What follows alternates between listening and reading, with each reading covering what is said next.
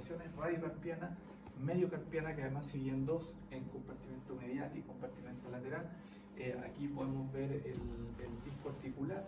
Siento que sobre el disco pasa un 20% de la fuerza que se ejerce sobre la muñeca, ¿no? Porque el 80% restante cae sobre pisiforme y escapular.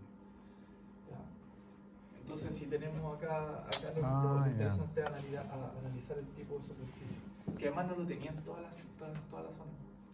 Por eso que el disco, como que en el fondo, no es mucho lo que aporta. Lo que está en rojito al tiro, en la articulación mediocarpiana, ¿cierto? Lo que está en amarillo es el compartimento lateral.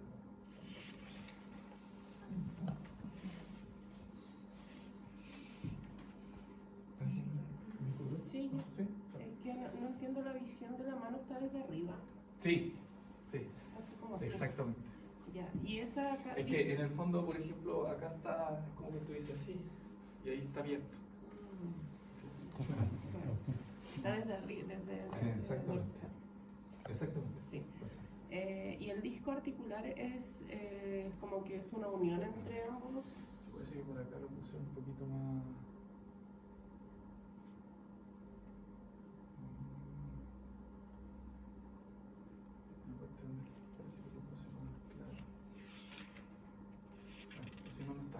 ¿Qué cosa? El disco articular es como un disco de liga, como de el disco, sí, exacto. Yeah. Como lo estudiamos en el primer semestre, fibrocartílago. Yeah. Fibrocartílago. Entonces, por lo tanto, también se desgasta. Pero no todo, porque está solamente en una parte. Pero me refiero al cúbito y radio los une. Exactamente. Por lo tanto, como es tejido fibrocartilaginoso, ¿qué pasa? Se desgasta. Por lo tanto, donde hay disco, si se desgasta, se pueden generar procesos.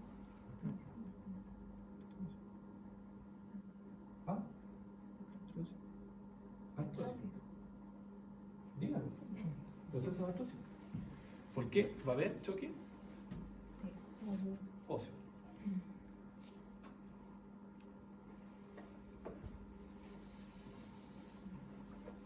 Acá, el 20% de la fuerza de compresión total que cruza por la muñeca pasa por el disco, ¿cierto? Y el 80% pasa por el escafoide semilunal. Entonces, las áreas de contacto articular radiocarpiano tienden a ser máximas cuando la muñeca está en extensión y en desvío ulnar. Extensión y desvío.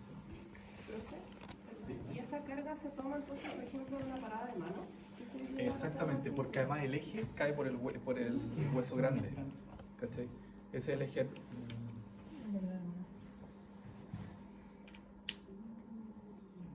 Ese es el eje que te permite los movimientos.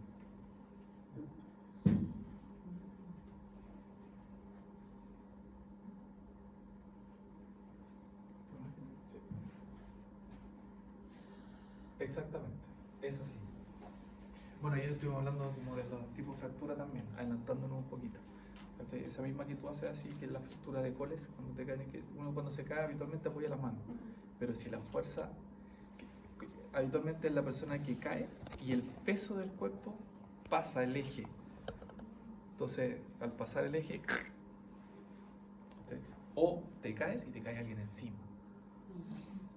Entonces, claro, tú resistes el peso del cuerpo, que se te suba, porque va a ceder, va a bajar. Entonces eso genera una fractura. ¿Y esa fractura? El radio. Sí, el radio.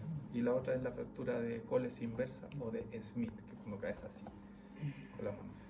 Sí, es menos común eso, porque uno apoya la mano habitualmente así. Si es que la apoya. Refrena con la cara. Puede caer de rostro. Los ligamentos que ayer no se veían bien, radiocarpiano dorsal, colateral radial, radiocarpiano palmares. Eso yo los destaco en rojo porque son como los más importantes. No es que los otros no sean importantes, sino que son más importantes porque se tensan en flexión completa, se tensan con desviación ulnar, extensión de muñeca y tensión significativa ya en posición neutra. Entonces, ya en posición neutra tú necesitas estabilizar el campo. Entonces, ¿cuáles son las funciones de este sistema ligamentoso? Que estos son los ligamentos intrínsecos, ¿cierto? Y extrínsecos de la muñeca, mantener el alineamiento intercarpiano y transferir fuerza a través del carpo. Por eso es que tenemos tanto ligamento, porque en el fondo necesitan mantenerlos unidos, alineados, ¿cierto? Y además, ¿cuál es la otra función del ligamento? Estabilizar. Bueno, estabilizar y transferir la fuerza también dentro del carpo, de cómo se acomodan estos huesitos.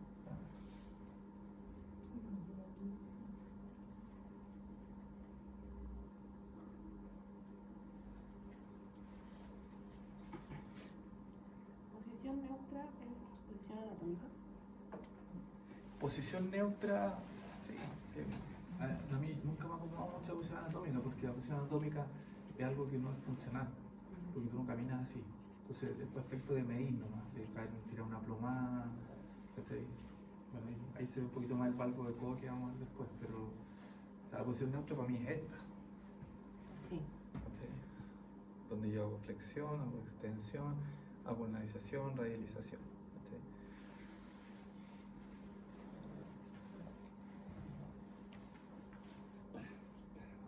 La flexión. Bueno, ahí está el grado de libertad, ya lo abordamos. La arcocinemática, aquí lo importante es siempre ver la superficie, ¿no? Si yo les pongo esta imagen en el fondo para eso, para que puedan entender hacia dónde. Por ejemplo, aquí hay un movimiento de extensión, ¿cierto? Y es esta superficie que es convexa. Convexa. ¿Cierto? La roja es cóncava. Y la roja es cóncava. La roja es cóncava. Ujú. Y la convexa. Entonces la convexa se va a mover sobre la cóncava. Por lo tanto, son sentido contrario. Entonces, él rueda y desliza. ¿Cierto? En el fondo permitir el movimiento. En la muñeca, para que sea convexa, no, cóncava sobre convexa, tiene que estar en cadena cerrada. No necesariamente, porque depende de la superficie articular nomás y de dónde se genera el movimiento. Porque si yo tomo distancia, toma de... Exactamente, porque es habitualmente el segmento proximal es fijo y tú mueves el distal. Eso es lo que tú haces, Sí, ¿cierto? sí. Ya, entonces va a depender de qué tipo de Ah, superficie que- articular tenga el perfecto. segmento distal, Ya. ¿cachai? El movimiento que se va a generar Ujú. entre ambas superficies articulares. En el fondo. Ahora, Pero- si llega la Camila, dejamos la receta pero- acá y vamos. pero- Bueno, Camila. Pero por ejemplo, en analización y radialización, esos son... Esos Eso es- son movimientos estándar. Estándar. Entonces hay que ver qué anda en la superficie. Ya. ¿Cachai? Para ver cómo se genera el movimiento. Profe, ante eso, por ejemplo, no sé, tengo una duda. Sé que, por ejemplo, el rodar en la articulación acompaña el movimiento. Deslizamiento. El Sí, movimiento. en pero la dirección. el orden primero es el deslizar y después rueda, o es al mismo tiempo. No, es que está dado por la superficie articular, Sí. pero debería ser simultáneamente. Porque Claro, es sí, sí, parte sí. del movimiento. Si tú no ruedas, en el fondo, si no hay rodamiento, difícil que deslice. ponte tú, Claro. ¿cachai? Entonces, siempre son como un movimiento conjunto, por decirlo así, completo. Por eso que en el fondo, cuando tú tienes una lesión, hay una restricción. Po. Entonces, si tú dices, por ejemplo, no tiene extensión o no extiende más, uno dice, tiene limitado, no está rodando. Pero tú también podrías decir, pero a lo mejor no desliza. ¿Cachai? Entonces ese es el razonamiento que tú vas a utilizar después. ¿Cachai? Pero sí hace flexión. ¿Cachai? Entonces si hace flexión y está deslizando. No, lo que pasa es que no extiende más. ¿Cachai? Entonces tengo que mejorar la rodadura, no sé. ¿Cachai? El rodar. Entonces eso es como el análisis que uno tiene que hacer para escoger una técnica adecuada de intervención. ¿Cachai? O como igual estas son articulaciones que son más pequeñas, igual hay hartas lesiones de estas, pero por ejemplo en el hombro, en la cadera, ¿cachai? Que habitualmente, no sé, el paciente tiene limitado el rango de flexión anterior, o el típico ABD, en el tendón, cuando por una lesión del manguito rotador, ¿cachai? El paciente no eleva, ¿cachai? Y si uno eleva, claro, uno dice tiene dolor, hay una inflamación, pero ¿qué movimiento no está haciendo? ¿Cachai? Si en el caso del hombro es convexo sobre cóncavo, Sí. Sí, convexo sobre todo. porque Sí. la cabeza del humeral húmero es contra más la- grande que la sí, glenoides. glenoides, ¿cierto? sí. De hecho, la glenoides es como un tercio más pequeña. Por lo tanto, Convexo sobre cóncavo. Es convexo sobre es todo. convexo sobre cóncavo. Se habla primero del que hace el movimiento. Exacto, entonces ahí el deslizamiento va a rodar hacia dónde? No, sí. El deslizamiento se No, Hacia pues, abajo, que va a ser la abducción. la DD. ¿Cachai? Entonces, si no desliza, tampoco va. La superficie, en el fondo, la superficie articular también tiene que girar movimiento. Sí. Profe, el rodar es siempre en la dirección que se De origina hecho, el movimiento. el rodar es como No, pues, es un mal deslizar. concepto porque a uno le cuesta imaginarse el rodar. Ahí. Porque tú dices rodar como rodar. De hecho, es como la traducción. En otro, Ah, es contradicción. se podría utilizar como otro concepto en vez de rodar. Porque rodar es como avanzar, es Sí, que por avanza. ejemplo, ¿no? en la ¿Cachai? extensión. Teniendo como El rodamiento va. contacto con los puntos articulares de... Claro, pero el otro desliza, tú dices, pero ¿cómo desliza? El otro rueda. ¿Cachai? En el fondo es movimiento nomás. Pues, ¿cachai? Como de rodar es como que avanza nomás pues, en relación al segmento, al movimiento que está usando. Y el otro desliza para permitir el movimiento. ¿Cachai?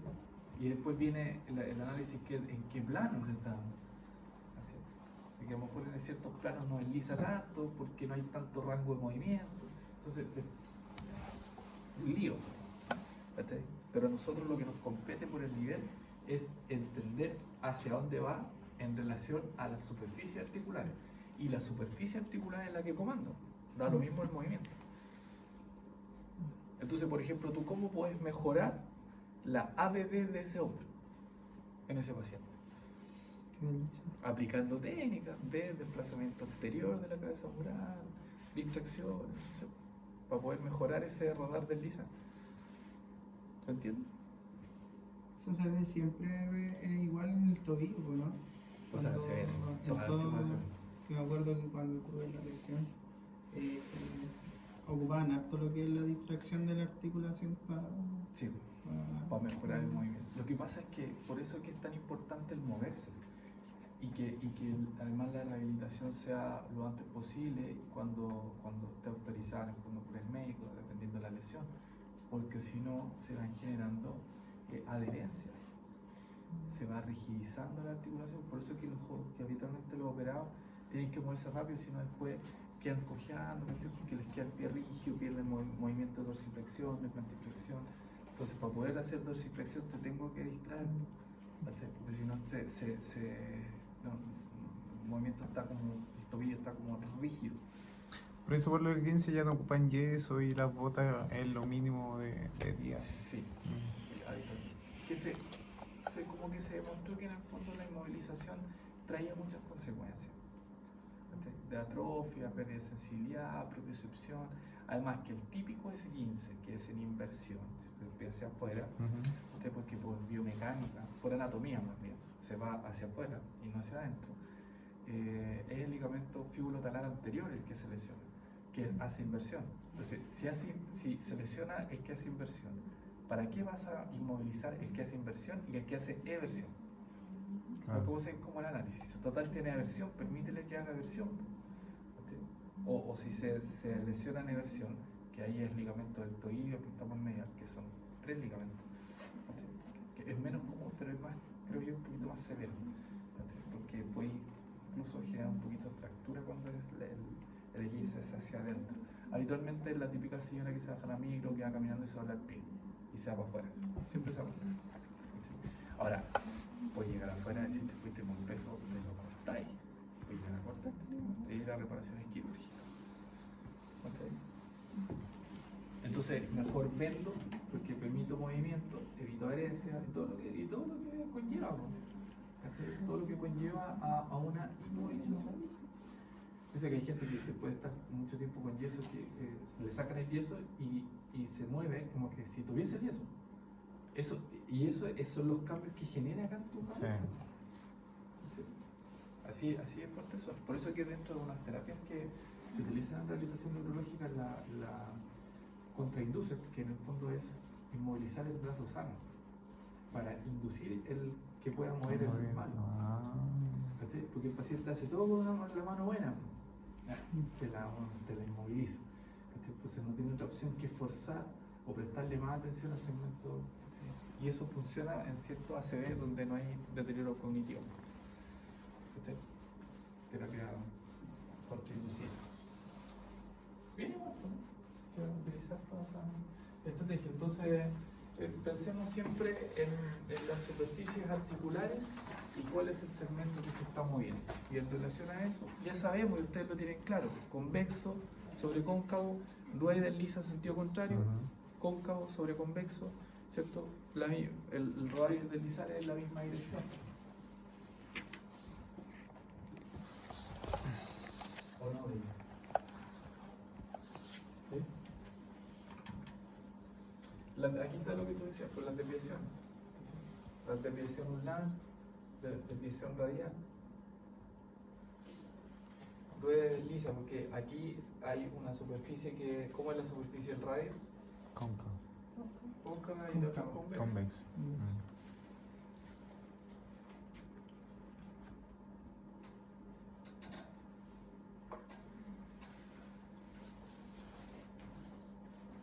Desviación ulnar, articulación radiocarpiana, escafoide semilunar piramidal, rueda ulnarmente y desliza radialmente. Ahí está escrito. Y articulación mediocarpiana, hueso grande, rueda ulnarmente y desliza radialmente. Ahora, se genera eso por la superficie que tiene cada huesito. Pero no le den mucha vuelta, ¿eh? Quédense con lo que yo les estoy reforzando. Lo mismo para la detección radial y ulnar de una muñeca, en relación de las articulaciones mediocarpianas y radiocarpianas, convexas, cóncavas. Sí, porque en esa parte hay como 5 articulaciones. Son 5, ¿no? ¿Dónde? Ahí en la del carpo. Sí, Son son como 5 cinco. articulaciones. Ajá. Por eso, va a depender de la que tú estés movilizando. Ah. Entonces, el tema es que también yo les decía, les conversaba, que es muy difícil de repente aislar el movimiento de una sola articulación, sobre todo en este segmento. Cierto. Porque en el fondo todas participan, Sí. si en el fondo es el movimiento que tú estés analizando, y eso es lo que van a hacer entonces los trabajos. ¿Sí? Porque yo necesito, o sea, si hago una vulgarización, ¿están participando todas? ¿Están todas generando movimiento? ¿O algunas están estabilizando? Es lo que dijimos ayer. O sea, para que se mueva la mano, necesito estabilizar con el codo y el hombro. ¿Cachai? Al codo lo necesito para que el hombro no se mueva tanto. ¿Cachai? Así está hecho el cuerpo. ¿Cachai? O sea, el codo está para que el hombro no se mueva tanto, porque tiene mucho tejido blando, mucho ligamento. ¿Cachai? ¿Y para qué más? ¿Cómo comen los animales? ¿Usted va al plato o se la trae? Y típico que te retan, ¿no? Sí, po. Cuando los chicos te retan por eso. Y para eso está el codo, ¿cachai? Para hacer esto.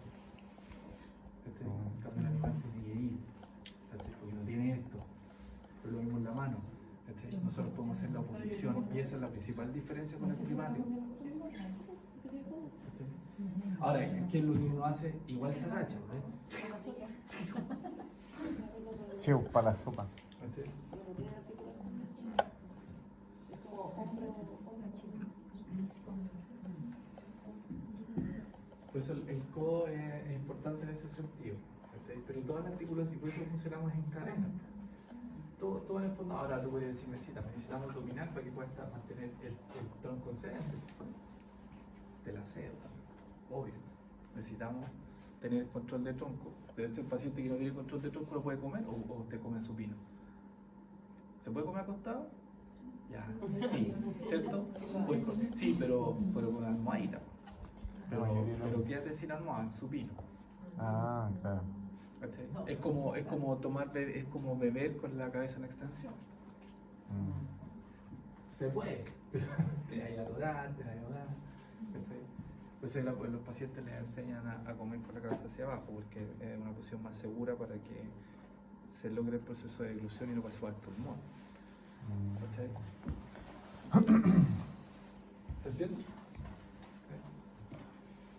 Bueno, este es el sistema en W o W. O sea, debería ser la W es W. El problema es que no se genera una W acá, sino que tenemos el sistema ligamentoso que se forma en W.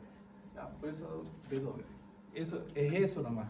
¿Ya? Y de ayer me preguntaste que no te había quedado bien claro. Y el sistema ligamentoso, ¿cierto? Que nos permite, o sea, de un pilar medial, un pilar lateral, ¿cierto? Que te permite estabilizar el carpo, ¿cierto? Con la articulación radioulnar distal.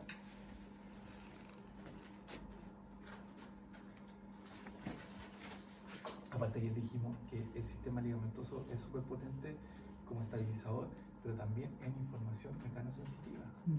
¿Ya? Porque tiene harto, bueno, tiene colágeno en su estructura, pero además tiene muchos receptores sensoriales, ¿cierto?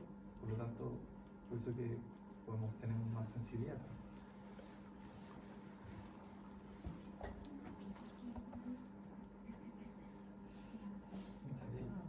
La bella y su galletita. Las funciones y las sinergias musculares, los músculos extensores primarios, el extensor radial largo, el radial corto y el cubital, o un lado del carpo. Y están los secundarios. Los primarios siempre van a ser los más importantes, no dejando de lado los secundarios, obviamente. Es como en la respiración, ¿cierto? ¿Cuál es el músculo principal de la inspiración? El diafragma y los secundarios o accesorios. Hay varios, ¿Cierto? El cerrato, el ecómodo, el ¿cierto? Que te salvar la vida, pero son secundarios, son accesorios, ¿ya? Pero te van a dar un margen si es que el diafragma está guateando. El problema es que se fatigan más rápido, entonces hoy como se fatigan más rápido genera más acidosis, entonces el paciente retiene, el paciente se cansa, se fatiga, se mejora. Pero te da un tiempo para que le pongáis un poco de oxígeno. Bueno, ahí están los músculos, estos para que ustedes los vayan repasando también, los músculos que yo les decía ayer. Acá tenemos lo mismo, pero a nivel de flexores.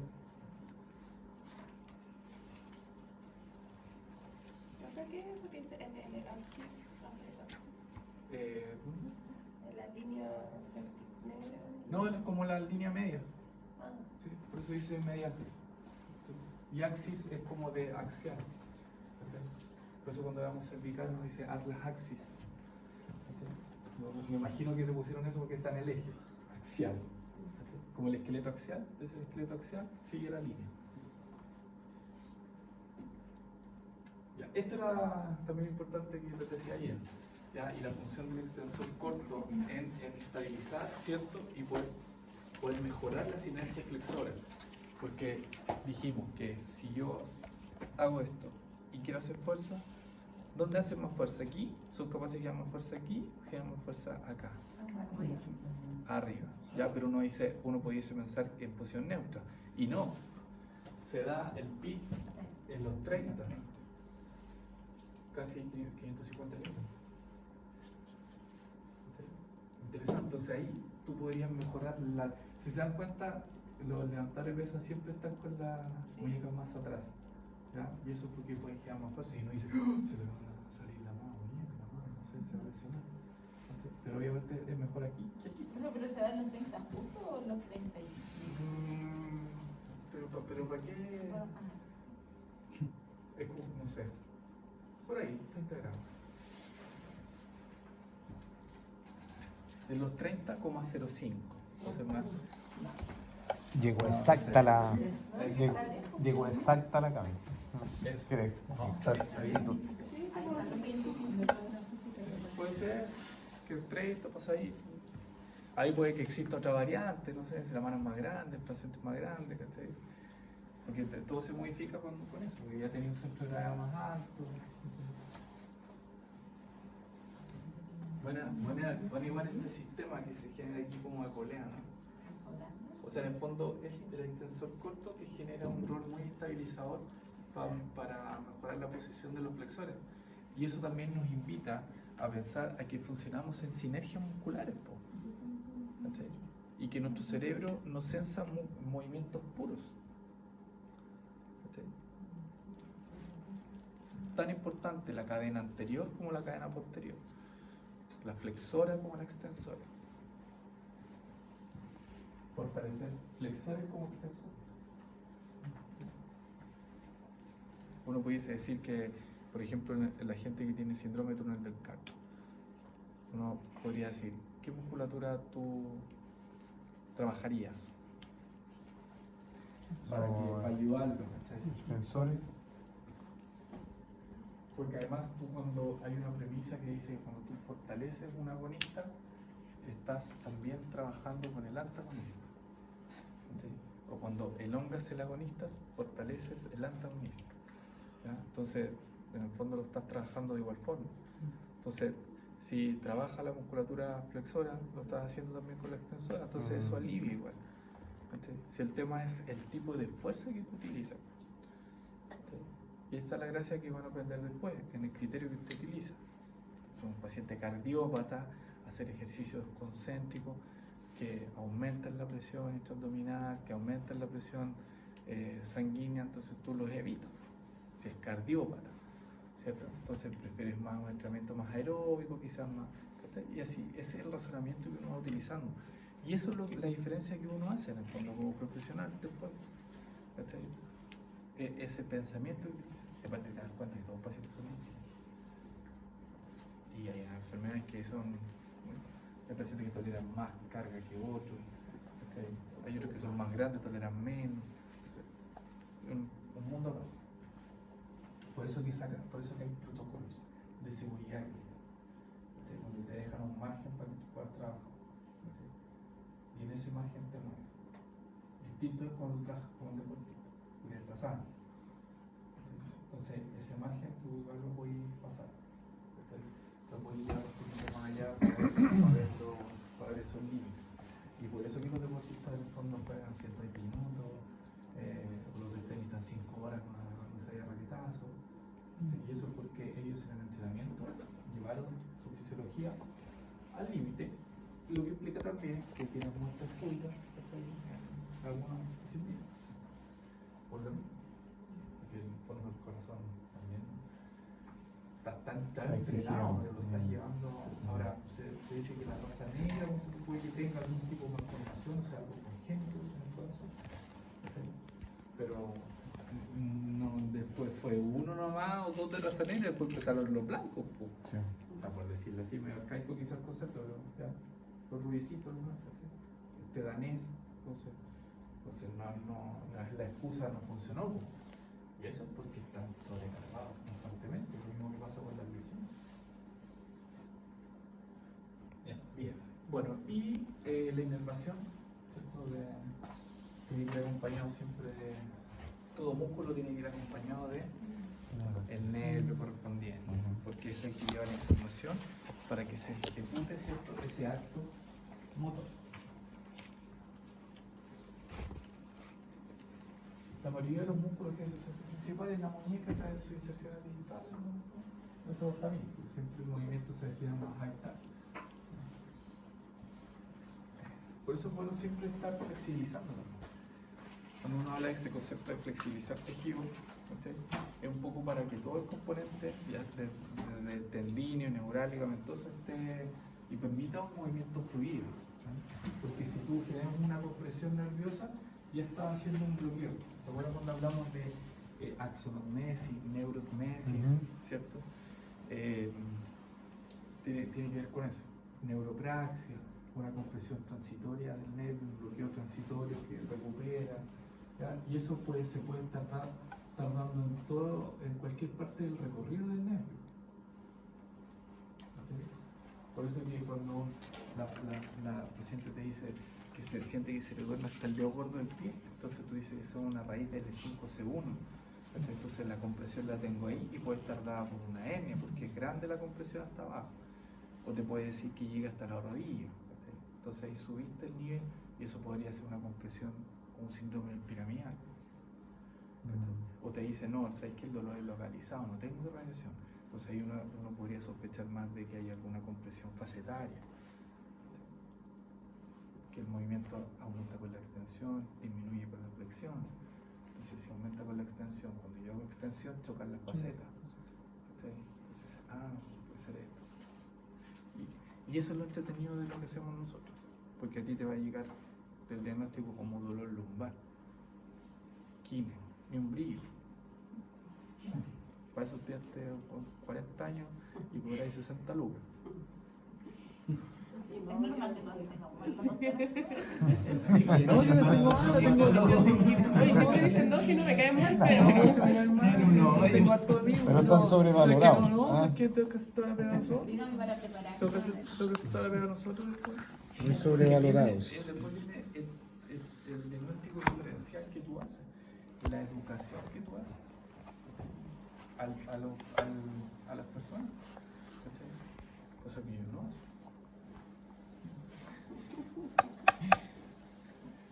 Podría ser más pareja la cosa. Ah, Pero bueno, ya. Bueno, la inestabilidad, bueno, aquí vemos como las fuerzas compresivas, ¿cierto? Generan como esta reacción como en cadena en cuanto al colapso, que te dice que el semilunar es la principal estructura que tiende a la luxación. Ahora, ¿por qué podría ser la principal estructura que tiende a la luxación semilunar? Porque dijimos que pasa el 80% de la fuerza entre el semilunar y el escafoide. Entonces por eso obviamente tiene un colapso igual. Aunque sí está hecho para recibir fuerza porque está preparado, claro, los vecinos lo apoyan, hay estabilidad ligamentosa, pero obviamente igual se ¿Y en puede cuál pasa el verde? llevar por el menisco, por el disco articular.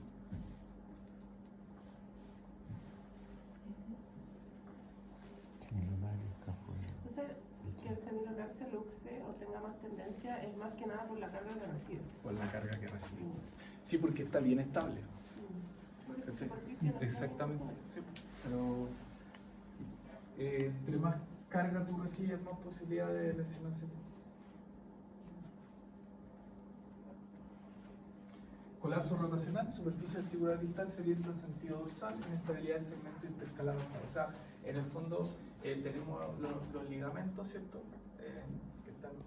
Tenemos la fila distal, radio, toda una vista lateral, escafoide, semilunar. Entonces, la compresión genera este colapso de rotación en la muñeca que se traduce en el fondo en esto.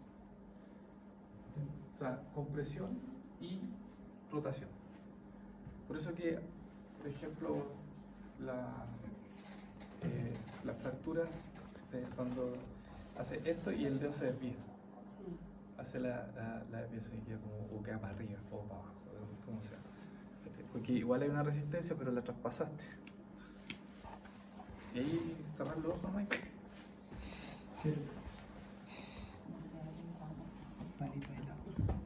O sea, esa es la reducción que han hecho en emergencia.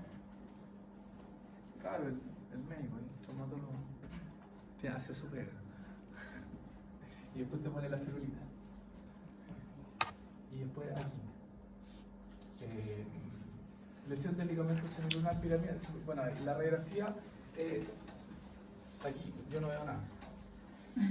Porque la radiografía en el fondo está más hecho para ver más tejido óseo.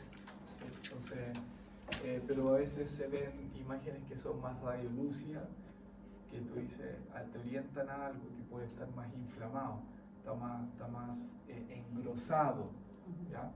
Y tú complementas con una ultrasonido, ¿sí? Con una eco de tejido blando para ver el nivel de daño, cuántos milímetros, centímetros, si está cortado total, si está parcial, dónde la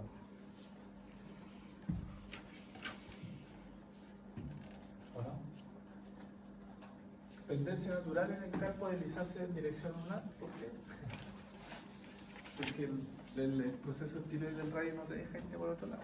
Entonces el colapso va a ser para acá. Entonces, de aquí hacia abajo.